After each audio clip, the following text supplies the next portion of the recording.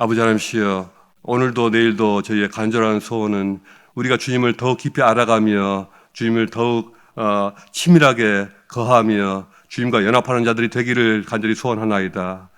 아버지 하나님이시여, 이 시간 오늘 하루 주님께 의뢰하며 주께 나가기 원하오니 이끌어 주시옵소서. 감사하며 예수 그리스도로 기도했습니다. 아멘.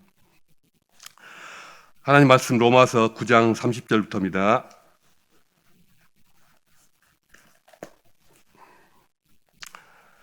9장 30절부터 10장 4절까지입니다. 저와 여러분이 함께 읽겠습니다. 그런즉 우리가 무슨 말을 하리요? 의를 따르지 아니한 이방인들이 의를 얻었으니 곧 믿음에서 난 의요. 의의 법을 따라간 이스라엘은 율법에 이르지 못하였으니 어찌 그러하냐? 이는 그들이 믿음을 의지하지 않고 행위를 의지한 것이라. 부딪힐 돌에 부딪혔느니라. 기록된 바 내가 어림돌과 거치는 바위를 시온에 두노니 그를 믿는 자는 부끄러움을 당하지 아니하리라 함과 같으니라. 형제들아, 내 마음에 원하는 바와 하나님께 구하는 바는 이스라엘을 위함이니 곧 그들로 구원을 받게 함이라. 내가 증언하노니 그들이 하나님께 열심히 있으나 올바른 지식을 따른 것이 아니니라. 하나님의 의를 모르고 자기 의를 세우려고 힘써 하나님의 의에 복종하지 아니하였느니라. 그리스도는 모든 믿는 자에게 의를 이루기 위하여 율법의 마침이 되시느니라. 아멘. 오늘 예수를 더 알자라는 제목으로 이 말씀을 나누고자 합니다. 미국의 대표적인 복음주의 운동가이자 작가인 존 비비어 목사님이 있습니다. 존 비비어 목사님이 전에 이런 간증을 한 적이 있습니다. 그는 어느 날 수년 동안 해오던 대로 큰 소리로 새벽 기도를 드리고 있었습니다. 그런데 갑자기 성령의 음성을 듣게 됐습니다. 네가 많은 사람을 예수께로 인도하고 수많은 사람을 해방시키며 수많은 사람을 치유하였지만 너 자신은 영원한 지옥에 떨어질 수도 있다. 가룟유다도 그러지 않았느냐? 그런 말씀이 들리는 것입니다. 그는 큰 충격에 휩싸였습니다. 그것이 내 생각이 아니라 또 마귀가 준 생각이 아니라 하나님의 음성이라는 것을 확실히 느낄 수가 있었습니다. 그는 너무도 놀랍고 또 두렵고 떨리는 마음으로 조심스럽게 물었습니다. 그렇다면 주여, 제가 가장 먼저 구해야 할 것이 무엇입니까? 무엇이 가장 중요합니까? 그때 하나님의 대답이 뚜렷하게 들렸습니다. 나를 친밀히 아는 것이니라.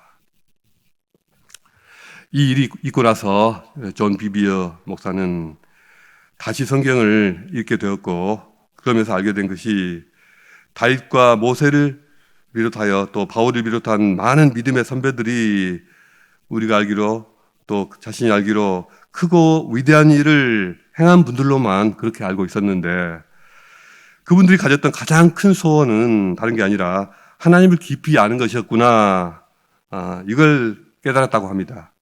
그리고 그의 매일 새벽 아침마다 그의 기도가 바뀌었는데요, 이런 식으로 바뀌었습니다. 하나님, 세상에서 당신을 가장 잘 아는 사람이 되고 싶습니다. 제가 하나님을 세상에서 가장 기쁘시게 하는 사람이 되고 싶습니다. 주님께는 무엇이 중요하고 무엇이 중요하지 않은지 주님의 마음을 보여주시옵소서. 제게 주님의 도를 가르치시고 제 삶이 주님께 기쁨이 되게 해 주시옵소서. 이런 기도를 매일 아침마다 지속적으로 했고, 그때부터 그의 삶이 완전히 바뀌었다고 합니다. 삶의 의미가 달라지고 삶에 어떤 전혀 다른 기쁨이 찾아오고 했다고 합니다. 그렇습니다. 가장 종교적이고 또 가장 거룩한 척하고 늘상 하나님의 이름을 들먹이던 유대인들이 사실은 하나님을 가장 잘 모르고 있었습니다. 어떻게 이런 일이 있을 수 있을까요? 말도 안 된다고 생각할 수 있습니다. 그러나 의외로 이런 일은 비일비재합니다. 예수님께서 마태복음 7장에서 경고하셨습니다. 내가 주의 이름으로 선지자 노릇하며 주의 이름으로 귀신을 쫓아내며 주의 이름으로 많은 일을 행하지 않았습니까? 그러다 주께서는 내가 너희를 도무지 모른다. 내게서 떠나가라. 이렇게 경고하신 것처럼 많은 사람들이 하나님의 일을 하는 듯하지만 사실은 하나님과 단절된 채로 자신들의 비즈니스를, 이 종교적인 비즈니스를 하고 있습니다.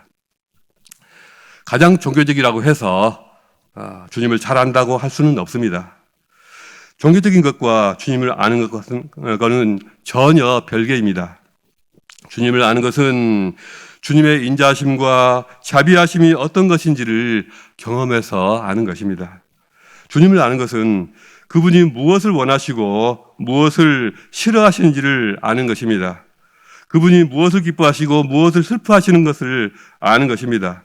주님을 아는 것은 그분이 뜻이 무엇인지를 정확하게 아는 것입니다. 주님을 아는 것은 입으로 약을 파는 것이 아니라 나의 삶의 중심에 그분이 계시는 것입니다. 주님을 이용해서 내 사업을 하는 것이 아니라 주님의 사업을 위해서 나를 내어드리는 것입니다. 이런 사람들이 주님을 안다고 할 수가 있습니다. 로마서 9장 30절 이후의 말씀을 유진 피터슨의 더 메시지는 이렇게 풀이하고 있습니다. 하나님께서 하고 계신 일에 관심이 없어 보였던 사람들이 실제로는 하나님께서 하시는 일, 곧 그들의 삶을 바로 세우는 하나님의 일을 받아들였습니다. 반면에 하나님께서 하고 계신 일에 대해 그토록 관심이 많아 보였던 이스라엘은 결국 그것을 놓치고 말았습니다. 어떻게 그들이 그것을 놓칠 수가 있었을까요? 그들이 실패한 것이 도대체 누구의 잘못입니까? 그들이 실패한 것은 하나님을 신뢰하는 대신에 자기 자신을 앞세웠기 때문입니다. 그들은 자신들이 하고 있는 일에 푹 빠져 있었습니다. 자신들의 종교적 비즈니스에 너무도 빠진 나머지 그만 바로 눈앞에 계신 하나님을 주목하지 못했습니다. 길 한복판에 우뚝 솟은 거대한 바위 같은 그분을 놓쳤습니다. 그들은 그분과 부딪혔고 큰 대자로 뻗어버리고 말았습니다. 선지자 이사야가 비유로 이것을 잘 표현해 줍니다. 조심해라. 내가 시온산으로 가는 큰 길에 큰 돌을 놓아 두었다. 너희가 피해갈 수 없는 큰 돌을 두었다. 그런데 그 돌은 바로 나다.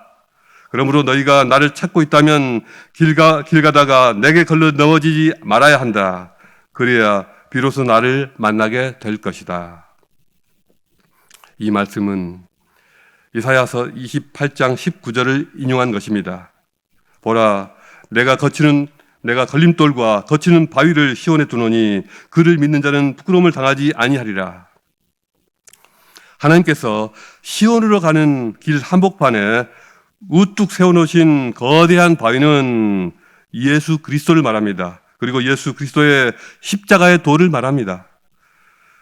십자가에 달리신 그리스도를 가리키는 메시지가 멸망하기로 굳게 결심한 사람들에게는 어리석은 것처럼 보이겠지만 구원의 길에 들어선 사람들에게는 완벽하게 이해될 것입니다.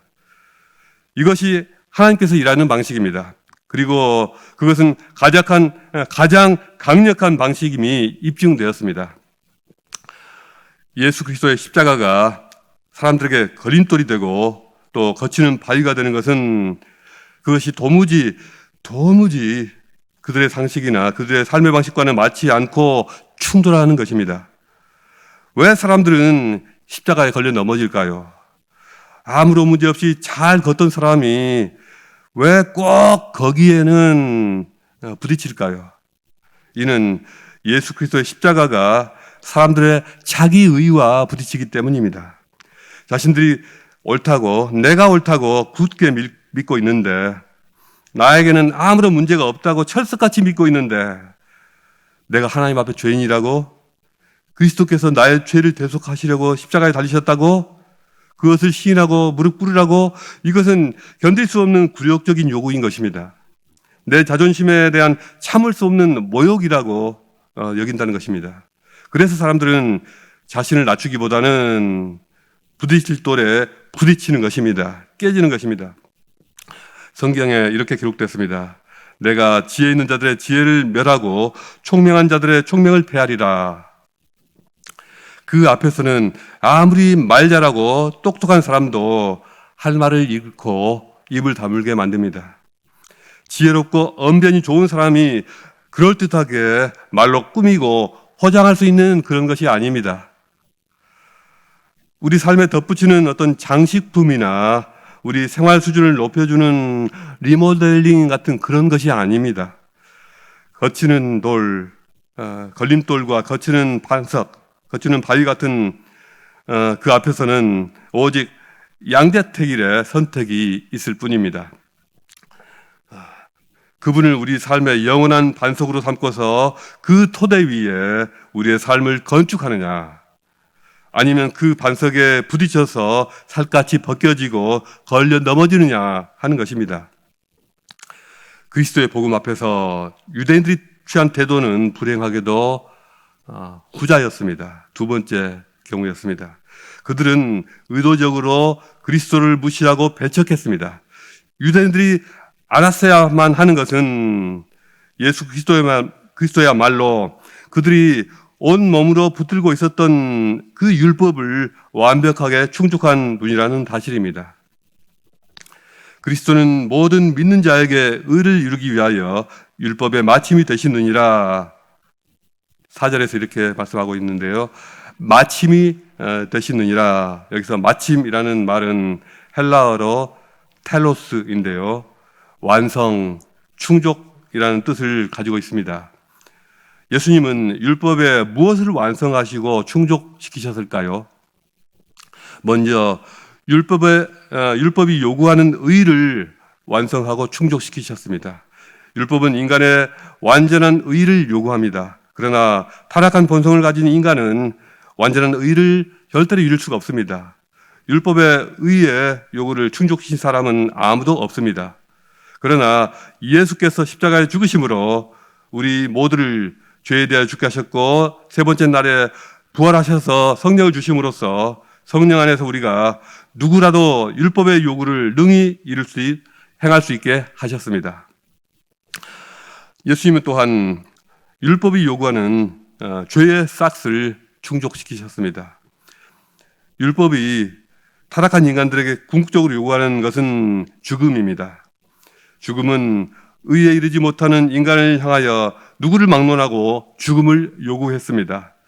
예수께서는 의인으로서 그 죽음의 요구에 응하신 것입니다. 예수께서는 십자가의 대속 죽음으로 율법이 요구하는 죄의 삭을 충족시키신 것입니다. 그 결과 예수님과 연합한 우리 모든 성도들로 하여금 율법의 죽음의 요구를 충족시킨 존재들이 되게 하였습니다. 또한 예수님은 율법의 목적을 충족시키셨습니다. 율법의 핵심이 되는 것은 제사법인데 제물의 피를 흘려 하나님께 죄사함을 받고 하나님과 화목한 존재가 된다는 이 제사법은 바로 십자가의 화목제물이 되신 예수님의 속죄 사역에 대한 예표였습니다. 예수님은 자신의 몸을 세상 죄인들을 향한 화목제물로 내어주셨습니다. 이와 같이 예수님은 율법의 모든 요구를 충족시키셨습니다. 그래서 예수님과 연합된 성도들은 더 이상 율법 아래 있지 않게 된 것입니다. 결국은 인생의 모든 해답이 예수 안에 있습니다. 삶과 죽음의 모든 비밀이 그분 안에 있습니다. 우리의 모든 고통과 절망과 아픔과 상처에 대한 해답이 예수 안에 있습니다. 이러한 예수님을 우리가 깊이 알지 못하고 깊이 알려고도 하지 않고 또 잘 모르면서도 아는 척하고 이런 일이 얼마나 많은지 모릅니다. 우리는 얼마든지 예수가 어떤 분인지 깨달아가고 배워가고 체험해갈 수 있습니다. 어떻게 그렇게 할 수 있습니까? 첫째로 우리는 성경 말씀을 묵상함으로써 예수를 알 수 있습니다. 성경은 신약은 물론이고 구약의 모든 것들도 그리스도와 관련됩니다. 성경을 읽을 때 우리는 그 속에서 그리스도의 성품과 그분이 하시는 사역과 그분의 위치와 그분의 뜻을 깨달아 달라고 기도해야 합니다. 성경은 주님이 무엇을 원하시는지, 주님은 어떤 방식으로 일하시는지, 주님은 어느 때 칭찬하시고 또 무엇에 대해서 야단을 치시는지, 무엇을 기뻐하시고 무엇을 슬퍼하시는지를 알게 합니다. 성경 안에서 그분의 마음을 느껴보십시오. 성경 안에서 그분의 간절한 소원을 함께 나누어 보십시오. 성경을 사랑하시고 주님께로 가까이 가며 묵상하시면서 그 안에서 주님을 만나는 즐거움을 누리시기를 축복합니다. 둘째로 우리는 성령의 임재 안에서 예수를 알 수 있습니다. 성령은 우리에게 예수를 알게 하고 그의 말씀을 깨닫게 하는 진리의 영이십니다. 성령이 알게 하시는 것은 단지 지식적으로 알게 하시는 것이 아니라 그분의 사랑과 그분의 고통을 함께 느끼게 하고 그분의 기쁨도 함께 느끼게 하고 또 자신도 모르게 그분과 함께 가면서 그분을 닮아가게 하십니다. 그러므로 우리는 매 순간순간 성령을 구해야 합니다. 성령이 내 안에서 역사하시고 내 마음의 중심에 예수 그리스도가 자리하는 바로 그때야말로 내가 예수님을 가장 많이 알게 되는 순간입니다. 그렇게 성령으로 행하는 나의 모습을 통해서 나뿐 아니라 내 살아가는 가족과 나의 친구들과 직장 동료들이 또한 예수를 알게 되는 것입니다. 성령으로 행할 때 나의 인격 가운데서 살아계신 예수님이 증거됩니다. 셋째로 저와 여러분의 삶 속에서 구체적인 순종을 통하여 주님을 알게 됩니다. 주님의 뜻이 무엇인지, 주님의 말씀이 구체적으로 어떤 의미고 얼마나 중요한 것인지는 내가 삶 속에서 실천해 오기 전까지는 머릿속의 지식일 뿐입니다. 아주 사소한 행동이라도 좋습니다. 어떤 말씀에 대한 작은 순종이라도 충분합니다. 한 번, 두 번, 그러한 작은 순종들이 쌓이면서 내 삶은 놀랍게 변화될 것입니다. 전혀 알지 못했던 진리를 깨닫게 될 것입니다. 한 번도 경험해보지 못했던 기쁨을 누리게 될 것입니다. 주님이 내 안에서 살아계심을 느끼게 될 것입니다.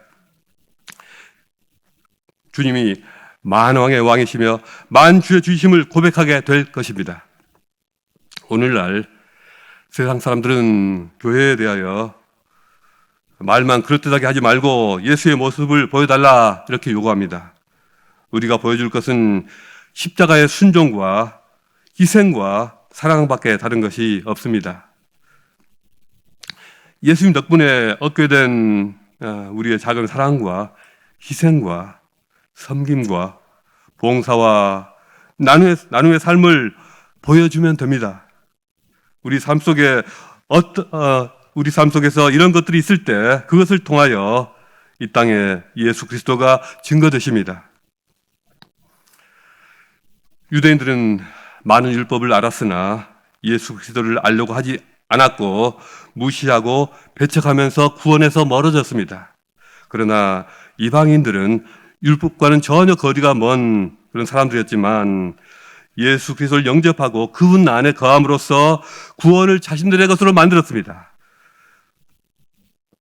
예수 안에 구원이 있고 예수 안에 생명이 있습니다. 그러므로 예수를 더 아는 것이 저와 여러분의 최고의 가치가 되어야 합니다. 오늘도 내일도 주님을 더 알아가는 것을 추구해야 합니다. 존 비비어 목사님이 그랬던 것처럼 우리도 같은 기도를 드릴 수가 있어야 합니다. 주님, 저희가 당신을 가장 잘 아는 사람들이 되게 해 주시옵소서. 주여, 저희가 주님의 근심거리가 되지 않게 하시고 오히려 주님을 기쁘시게 하는 사람이 되게 해 주시옵소서. 저희로 주님의 마음을 깨닫게 하시고 주님의 마음을 느끼게 하시고 그 마음을 따라 살게 해 주시옵소서. 주 예수의 이름으로 기도합니다. 아멘. 오늘도 이것이 저희의 기도가 되기를 원합니다. 각자 자유롭게 기도하시다가 돌아가시겠습니다.